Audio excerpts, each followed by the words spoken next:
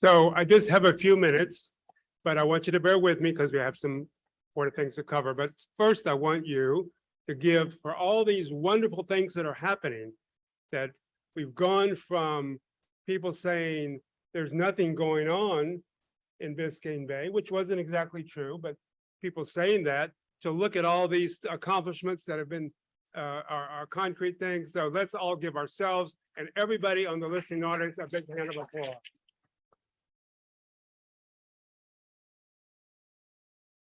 Now, before I go into my closing remarks, I want to take a pause. We have a milestone happening.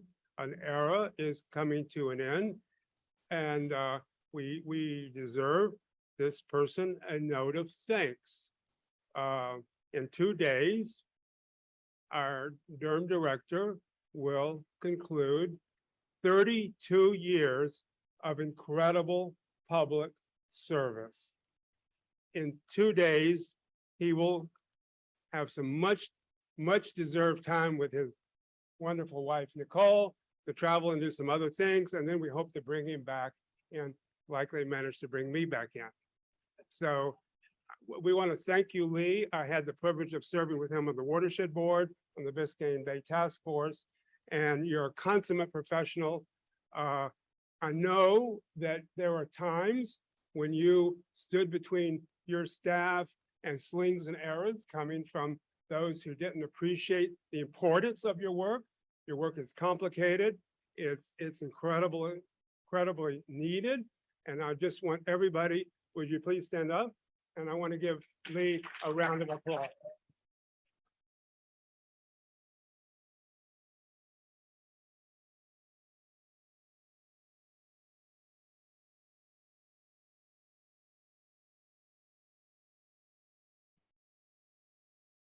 Now, I want to challenge you. I want to thank you all for being here and for sticking with us throughout the day. I want to thank everybody who's still watching the live stream, to thank you.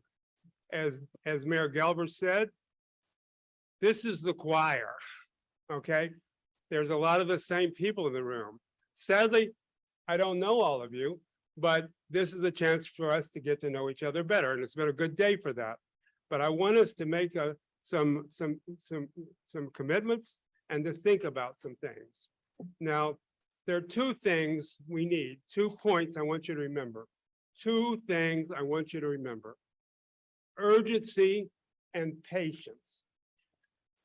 We need to keep on the pressure of urgency. That's where you come in. I've been in politics, governmental policy making for 40+ years. When the passion of the public wanes, things slow down. And if it doesn't get revived, it disappears. We've had Biscayne Bay task forces before. Jim Murley chaired one some years ago. It was very impressive. But apathy is our enemy. And we cannot do it alone. Now, this summit is a pure grassroots movement of volunteers. We followed the inspiration of a great idea of Luis Rodriguez. He had an inordinate talent to bring together a good group of people. We bought off of the idea and we've been working on it. We're a disparate group. We have different talents. All of you have different talents. None of us are experts on everything, but all of us have incredible talents to contribute to the whole and the restoration of Biscayne Bay. I could care less about any more personal honors in my life. I've had my share. I've had a lot of good successes.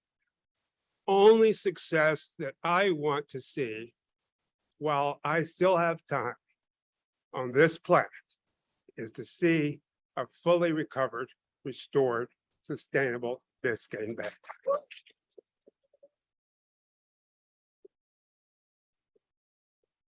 Now, we have some tough decisions because a couple of us, Albert and myself in particular, we need to turn to other things at this point in our life, other commitments.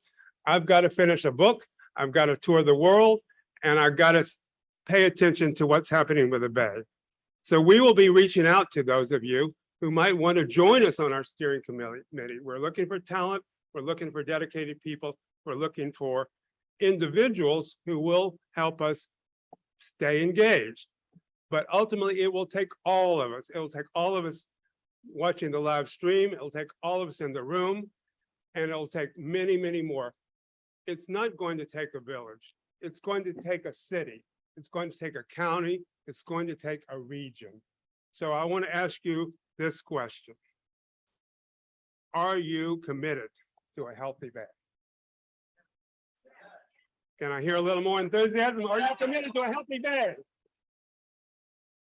Okay. So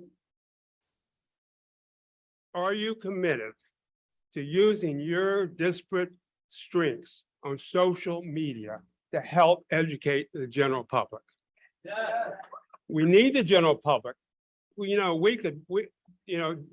Dobler does a heroic job of motivating a lot of people to regularly, not once a year, regularly pick up trash. And that's how I got involved. But we need policy changes, and we need commitment to see the changes through. We need the urgency to do these solutions that are available now. Marginal amounts of more money, great results. We need urgency to move forward on the development of our comprehensive plan. But we also need patience, because we need to get the water quality right. And that's why we involve FIU and scientists to help us get the strategy right. And we're going to need to be patient about that, but we're going to need to say, why isn't this getting done faster? Why can't we do this faster? Why cannot we do more? And stay engaged in asking those questions and using your personal influence in your own spheres and reach out to other people. Now, here's another question. Are you committed, as Dan Gelber observed, to bring more people into the room? Yes. Okay. Well, I think we have a basis for going forward. We need to educate the public. We need to stick to the task. We need to stick to the task with urgency and with patience.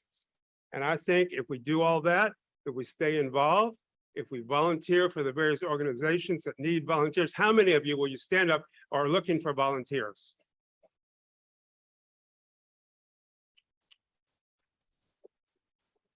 Okay. Talk to these people during our cocktail hour. Talk to them, and maybe your dance card's full, but maybe you know somebody. And I get asked all the time, what can I do to help? Less plastic uses is one of them, but there's lots of things you can individually do and lots of things we can collectively do. I thought today we really elevated the discussion a bit today, quite a bit today. And I want to thank David Dobler for a heroic job in putting the program together.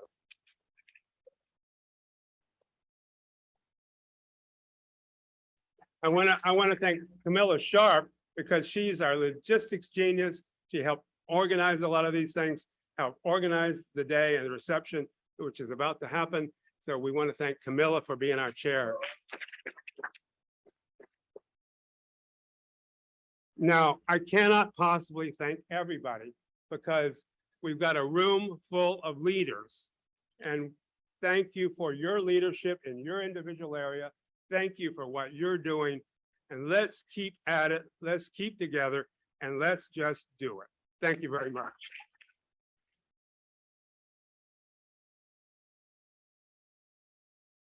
Okay, we're concluding now. Here is the final act. Okay, the final act is something we do every year. We hold a summit, which is started with the great Harvey Rubin, that started the whole restoration process and putting the power of the purse into action for Biscayne Bay restoration and mitigation.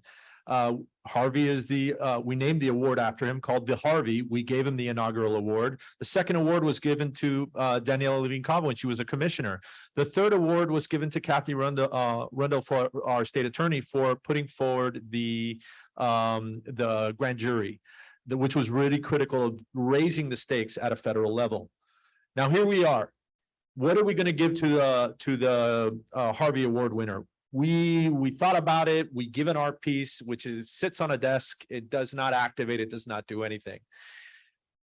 Right now, myself and the gentleman Piero, can you raise your hand here? Yep, there you go. He's a wonderful scientist doing a lot of research right now. We had Derm come over and check out a site where we're going to be deploying some concrete technology. Right there is a mangrove planter. Funny that we have a mangrove planter on stage with mangroves while we're fighting against a mangrove banning ordinance. This is how things happen. But the reality is these things are showing gray infrastructure, how things that are gray could be blue-green infrastructure that could actually work in consort with nature. So that is a beautiful reality. And we were going to give an award and that you could put on your desk, but we realized there was a better opportunity. So we have sculptural installations that are going in with this technology. What each one of them is a structure, is a humanoid. It's basically a witness of what we're doing with the bay. We're putting 30 of them into the tidal zone. So we have 30 years of opportunity for highlighting witnesses in doing the right thing on Biscayne Bay. And the very first dedication of the first sculpture is going to go to the recipient of this year's Harvey. So with no further ado, I'd like to announce the winner of this year's Harvey, Ms. Irela Bagay.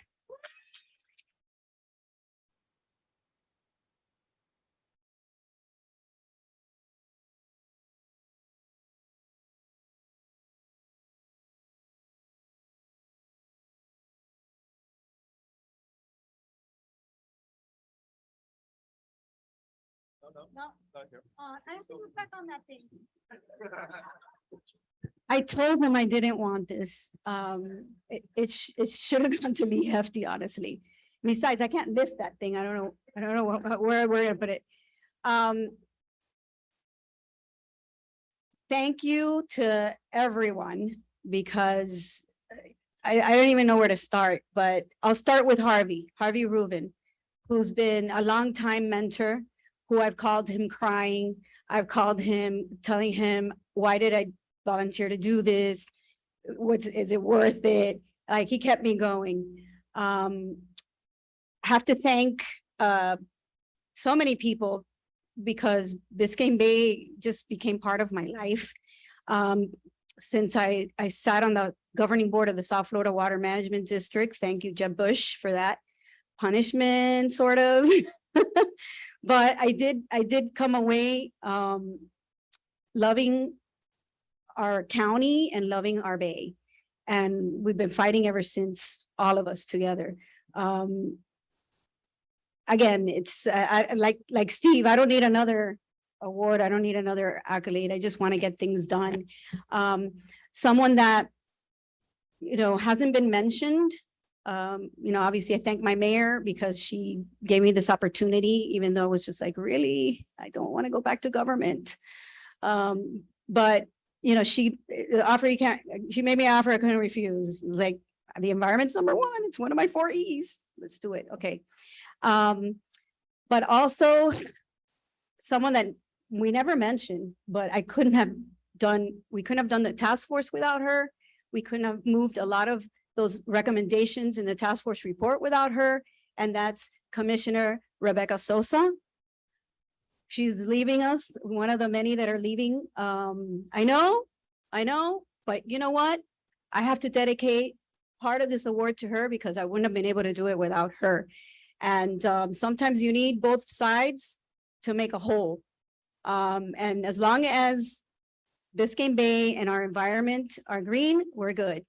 So we can't be red and it can't be blue. So I leave you all with that. Let's keep it going.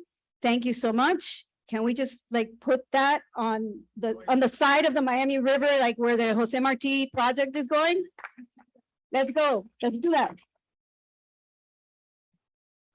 Oh, and by the way, I also need to thank, where is she? Anna Field, who joined this crazy adventure of coming to government with me. And trust me, you think it was hard to get me to get this job. And so I want to thank her because that beautiful video that you saw, that's all her work. I want to thank her for that. And I also want to thank my partners in the public sector, when I was in the public sector, the Brazaga Bros. They are one of the top sponsors, and they've been keeping us, all the AV, keeping us on point. The technology that they've donated to us, their staff, to get a lot of all the logistics and the backroom stuff done. So thank you, Brazaga, and then I'll let you all thank the rest of the sponsors. Can we put up the sponsor screen, please? All right, so listen, we're grassroots, we're all volunteers, but this could not have happened without, we're not in the mood for fundraising, right? That's the part that nobody really likes. We had a number of sponsors who really stepped up, and they helped make sure that money was not the issue preventing us from hosting this summit. I'd like to thank FIU. Miami-Dade County, the city of Miami, the city of Miami Beach, Brazaga. Those are our top tier sponsors. They have contributed enormous amounts of funds and resources to make this happen. We've got all of these other sponsors. If you ever have a choice, an opportunity to spend money with any of these organizations who, if you're looking for consultants, if you're looking for solution providers, please go to these folks first, because they care about Biscayne Bay. We're going to wrap in like a minute and a half to go have cocktail hour, but first, cocktail hour through, through this door here. But before we all run out at the same time, I want to share a great video about the FIU School of Hospitality and a special program that they have, which many of you might be interested in attending or knowing about. So it's a quick video, and then we're going to go drinking.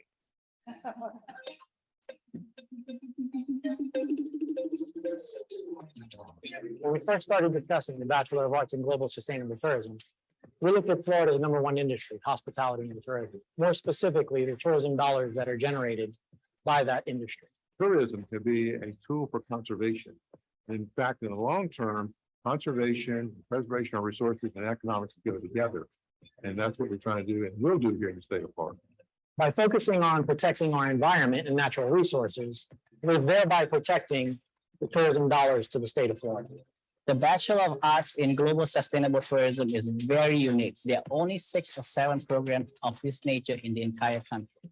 This program fulfills the unique need in the industry for people who will be qualified to be managers in sustainability, to not only take care of customer experiences, but also the need to balance our environment and planet. FIU's Global Sustainable Tourism Program is unique.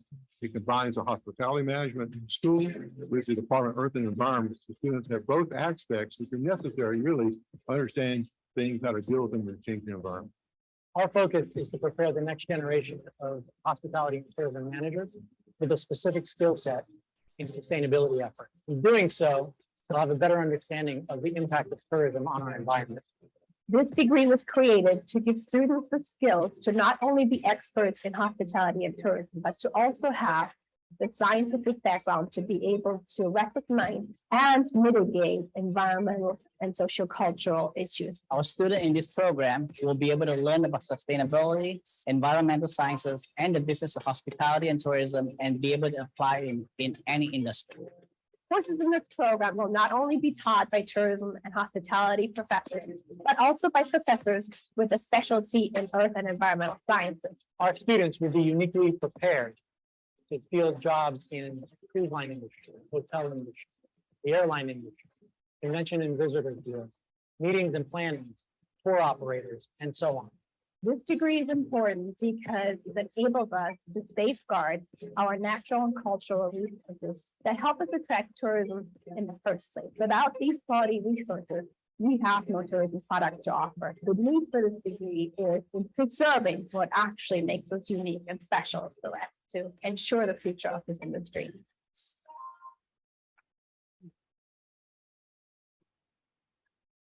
Okay, I will look forward to having cocktails with everybody outside. Two things. My first drink is gonna go to the volunteers who helped us, Madi with Brazaga. Put in an exceptional amount of hours and hard work, well beyond what she was asked to do. And Anna, who helped with that Biscayne Bay Advocate Wins. That was a great video, and I can't wait to archive that. So thank you very much. My first drink is to them. We're going to take a group photo outside. So come grab a drink and let's network and let's talk to each other about what we're going to do. Thank you, everybody.